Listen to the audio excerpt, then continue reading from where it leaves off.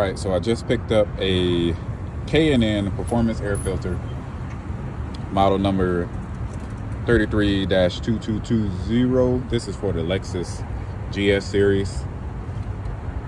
According to this, it's supposed to increase the horsepower up to 50% more airflow, but I'm assuming that's with the new filter. Up to 75,000 miles between cleanings. That's a lot.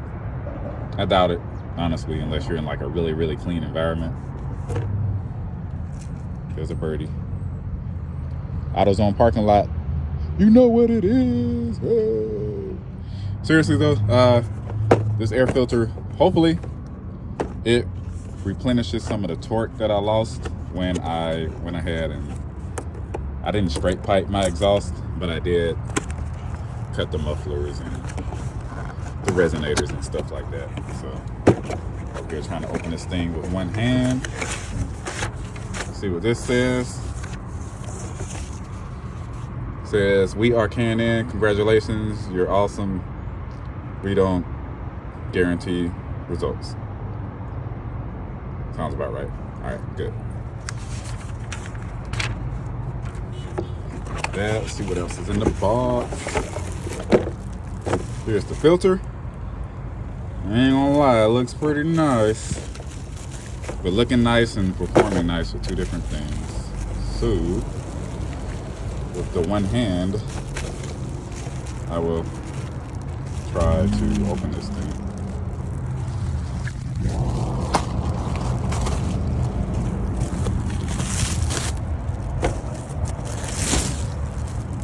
Yeah, I know. This video is a little janky. Janky is what we are at this point. So, here's the air filter. Again, it looks pretty good. Looks nice. High quality. Checking the box. They want us to follow them on Facebook, Twitter, Instagram, and YouTube at knfilters.com. Maybe, maybe not. Probably not. Here's the air filter sticker. Probably not going to put it on, but it actually looks pretty good. What else is in the box?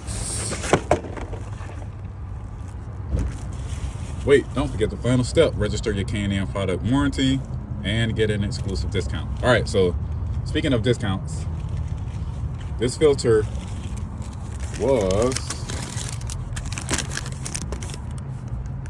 $64.99. I received a K&N discount of $13, which brought me to $41.99.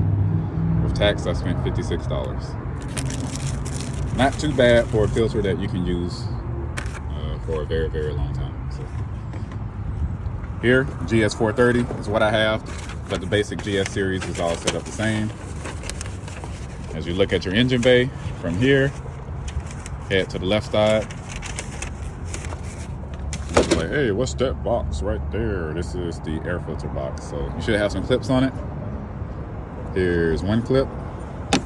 Clip that down. Should be another clip right there. Mine doesn't have it. And this clip. After that, we're gonna pull this up. I was gonna say remove it, but you don't have to remove it. Just pull it up and you'll see your air filter. Here's mine. It's not too dirty. Hasn't been in there that long, but it does have a lot of crap in it. Look at that. I don't think that's too bad, but obviously we're all about performance and that 50% gain.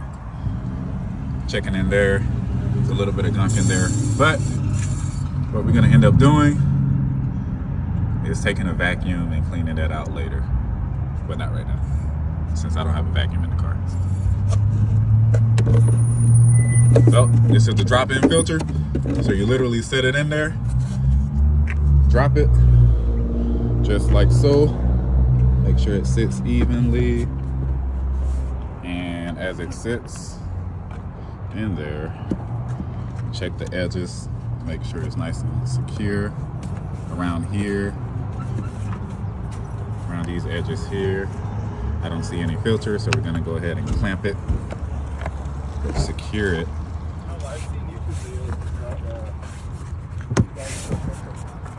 And it is not closing. Yeah. Why is it not closing? All right, maybe we needed to start with the front. So started with the front clip. If you have this clip, clamp that one as well, and the side clip.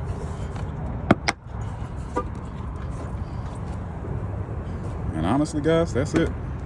It's a pretty easy setup on these vehicles. It's clip based instead of like using screws and all that kind of good stuff. You don't really need much of that at all unless you're actually trying to take it off and install an actual ram cold air intake. So special thanks to K&N. I'll let you guys know how it sounds in a minute. Our sticker that we're not going to put on the car. Bunch of crap. And special thanks to AutoZone. Alright, so we're letting the car run for a minute just so it can maximize the air intake. Let the computer do what it does and try to maximize whatever airflow it's getting right now from the K&N air filter. And we'll see if we notice anything in horsepower or torque.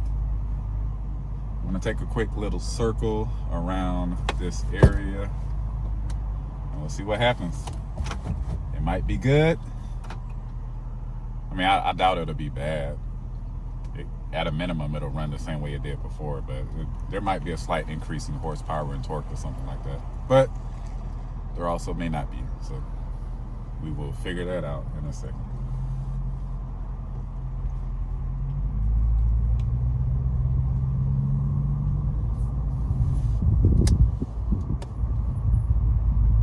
So far, it feels the same. As I mentioned plenty of times, I lost a good bit of torque when I took off my... Actually, I didn't feel the loss of torque until I took the resonators off. Or maybe it was the cat. I'm pretty sure it was the resonators. That was the last thing I took off to get more sound. When I took the exhaust, the actual mufflers, and maybe the third cat off, I didn't feel the loss of torque, but I also didn't hear much sound. And although I lost torque, that sound is like intoxicating. So you get very, very, very excited when you hear the engine go vroom, vroom.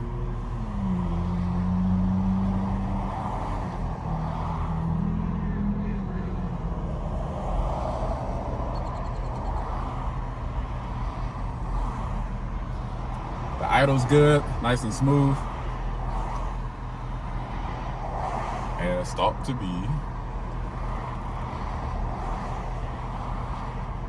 And we're gonna pull this middle turning lane in a second. And then of course we gotta pull out in traffic because that's the right thing to do.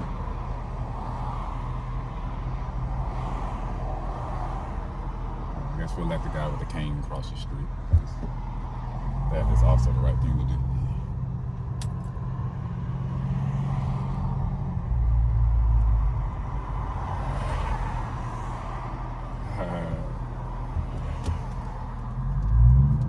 Look at that, a red light.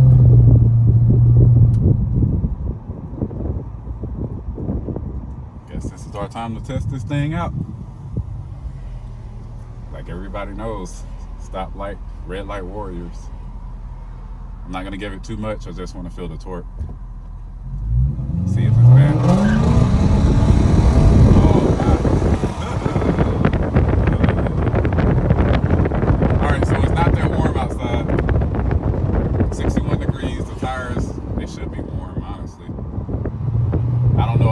Is there or the tires are cold. I'm trying to decide what that might be, but I just lost traction that whole time. So as of right now, I have some Firestone Firehawk all seasons, I think. Yeah, Firehawk all seasons on here. So they're decently grippy. They are not the summer tires, but it's also not the summertime. So,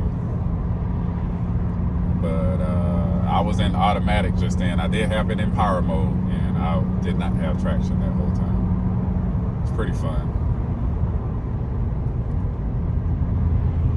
So we'll see. Since we have another red light.